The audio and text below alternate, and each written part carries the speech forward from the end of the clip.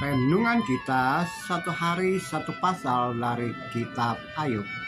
Hari ini Ayub pasal 35 masih melanjutkan kata-kata dari Elihu terhadap teman-temannya, terhadap Ayub secara khusus.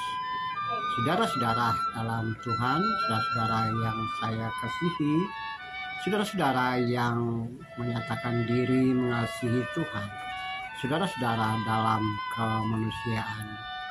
Elihu masih berbicara tentang keadaan diri Ayub yang menganggap dirinya benar di hadapan Allah. Dia merasa diri bahwa dia sudah melakukan yang benar, tapi justru mendapatkan atau dia menerima penderitaan yang dia juga percaya bahwa itu adalah bentuk dari ketidakadilan Allah terhadap dirinya.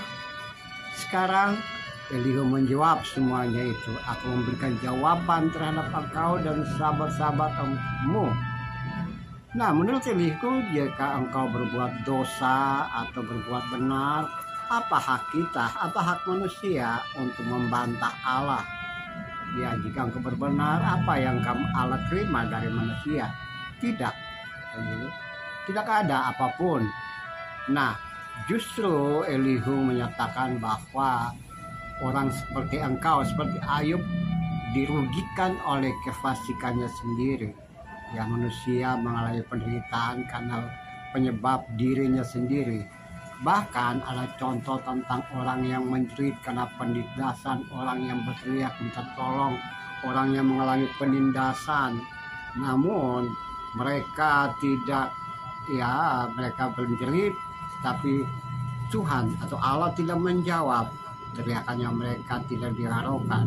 Nah, apalagi seorang diri Ayub, apakah dia mau protes terhadap keadaan demikian? Nah, ini jelas bagi kita bahwa sesungguhnya manusia tidak mampu berbuat apa-apa, tidak mampu protes di hadapan Allah yang Maha Kuasa.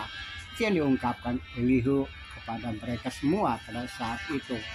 Saudara-saudara, jika kita membawa dalam konteks kekinian kita, tentu saja bisa terjadi hal seperti konteks pada masa lalu, pada masa Ayub dan teman-temannya.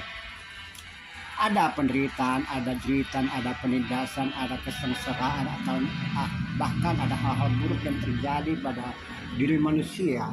Namun ada dua hal yang terjadi ketika manusia mengalami seperti itu. Yang pertama, mereka protes kepada Allah mengapa hidupnya mengalami penderitaan. Atau yang kedua, mereka menerima semuanya itu sebagai sesuatu yang datang kepada dirinya sebagai ujian untuk ia bertambah teguh, tetap setia, taat dan tunduk kepada Allah.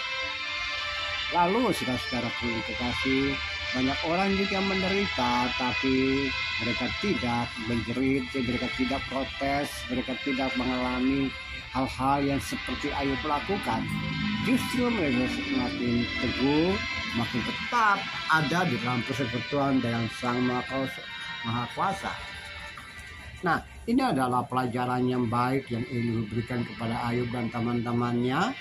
Dan mungkin juga pelajaran yang berharga juga untuk saudara dan saya sebagai orang percaya dalam konteks kekinian kita. Mari kita berpikir bahwa atau kita berpedoman bahwa Allah yang menentukan banyak hal untuk hidup dan kehidupan kita. Kita tidak mampu berbuat apa-apa di hadapan Dia, dan juga pastinya kita hanya menanti karya Allah untuk berkarya dalam hidup dan kehidupan kita. Dan di dalam keadaan seperti itu, anugerahnya, pengampunannya, kasih sayangnya, bahkan pemulihan terhadap kita itu terjadi. Ia memulihkan hidup dan kehidupan kita, bahkan menyembuhkan luka-luka batin yang ada, yang muncul ketika kita dalam penderitaan, dalam penindasan, atau terlupakan dan dilupakan oleh orang lain. Saudara-saudara dalam kemanusiaan, mari kita berseru sungguh-sungguh kepada Dia, bukan teriakan yang kosong, tapi teriakan yang betul-betul merupakan ungkapan isi hati kita ke hadapan Allah. Ia tidak mendengarkan teriakan kosong, tapi justru Ia akan mendengarkan teriakan seruan kita bisikan hati kita yang sungguh-sungguh datang kepada Dia dengan penuh kesungguhan dan mohon pertolongan dari Dia. Terpujilah Tuhan, terpujilah Kristus. Haleluya.